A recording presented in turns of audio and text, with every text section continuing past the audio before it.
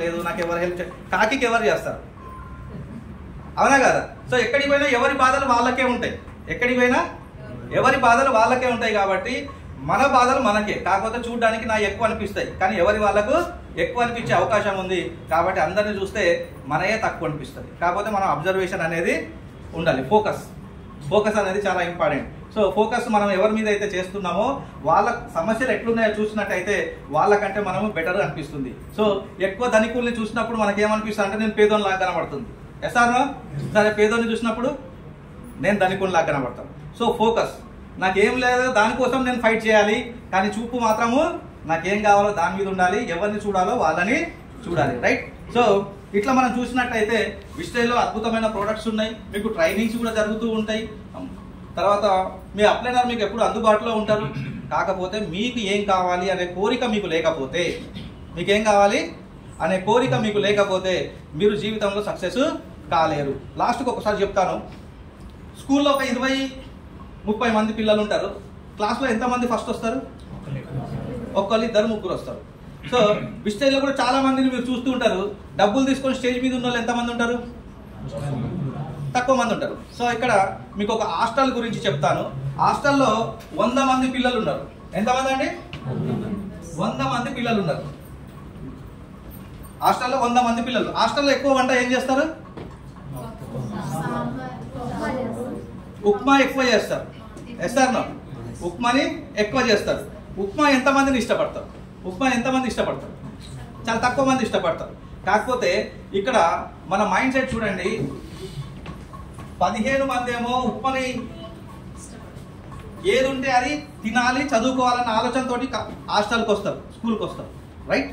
మిగతా 85 మంది ఇడ్లీ కావాలని, పూరి కావాలని, చపాతి కావాలని, దోశ కావాలని ఉంటాయా లేవా కోరికలు? రోజు ఉప్మా పెడితే ఎవరు తింటారు? నీ అమ్మ రోజు ఉప్మేనా, ఇది తినలేక చచ్చిపోతున్నా అంటారా లేదా? ఎస్. అయితే ఇక్కడ సక్సెస్ చూడండి ఎలా వస్తుందంటే, ఇప్పుడు ఒక 14 మందిని తీసుకుందాం. వీళ్ళు ఉప్మా కాకుండా ఇడ్లీ కోరుకుంటున్నారు. అంటే హాస్టల్లో కంప్లైంట్ పెట్టారు, 100 మంది మేము ఉన్నాము, మాకు నచ్చింది మీరు వండాలి, ఉప్మా మేము తినలేకపోతున్నాం అని చెప్పేసి అందరు కలిసి కంప్లైంట్ ఇస్తే వార్డెన్ ఏమన్నాడంటే, సరే మీరు చెప్పింది నేను వండుతాను, కాకపోతే మెజారిటీ ఏది ఉంటుందో అది వండుతామని చెప్పేసి, మనం కూడా అంతే అనుకుంటాం కదా, మెజారిటీ ఏది ఉంటే అదే విందాం అనుకుంటాం. ఎసార్నో? ఇక్కడ చూడండి, 14 మంది ఇడ్లీ అనుకున్నారు, 13 మంది దోశ అనుకున్నారు, ఇంకా 12 మంది ఏదైనా ఒక మీకు ఇష్టమైనది పూరి కావాలనుకున్నారు, 11 మంది వడ అనుకున్నారు, తర్వాత 10 మంది బోండా, తర్వాత 9 దోశ ఆల్రెడీ వచ్చినట్టు, దోశ వచ్చింది, ఇంకేమైనా చపాతి. రైట్? చపాతి అనుకున్నారు. ఒకసారి ఇక్కడ టోటల్ చేయండి, ఎంతమంది వచ్చిండ్రు లెక్క పెట్టండి సార్ ఒకసారి. 14, 13, 12, 11, 10, 9 ఎంత అయింది?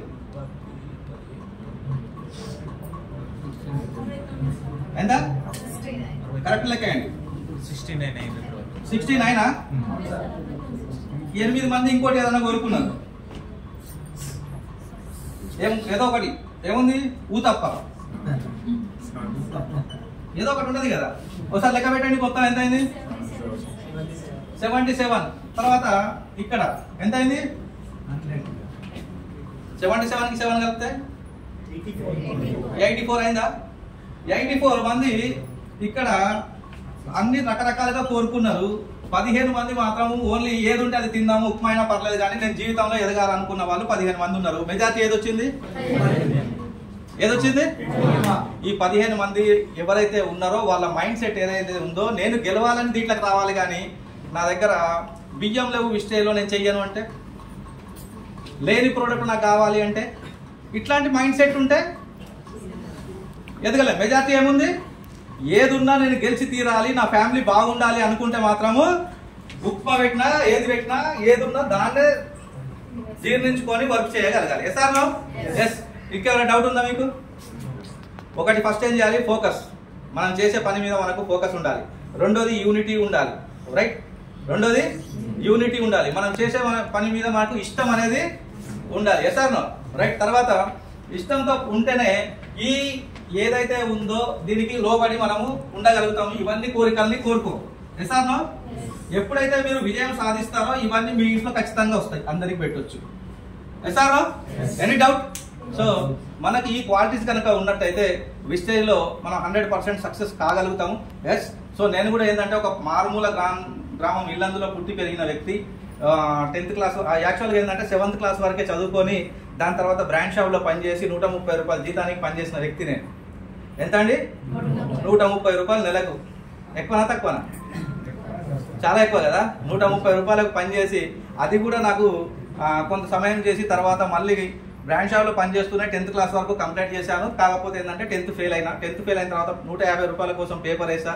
పేపర్ వేస్తూ పాన్ షాప్ అతను పరిచయం అయితే అతనికి పేపర్ వేసి ఆ పాన్ షాప్లో తీసేస్తానంటే నేను అక్కడ ఆయన దగ్గర కూర్చొని పాన్లు నేర్చుకొని పాన్లు కట్టుకొని ఆ పాన్ షాప్ని 12 నుండి 15 సంవత్సరాలు ప్రతి నెల 10,000 నుండి 15,000 రూపాయలు 2,500 రూపాయల పెట్టుబడితోటి 12 నుండి 15,000 రూపాయలు ఎవ్రీ మంత్ సంపాదించుకుంటూ ఎప్పుడైతే మ్యారేజ్ అయిందో ఖర్చులు ఎక్కువైపోయినాయి, బతకడం కష్టం అయిపోయింది, పిల్లల్ని స్కూల్లో రానియట్లేదు, ఫీజు కట్టకపోతే బస్ ఎక్కనియట్లేదు.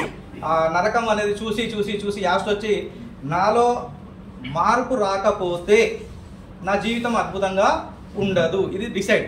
నాలో ఆలోచన మారకపోతే అద్భుతాలు జరగవని నాకు తెలిసిపోయింది.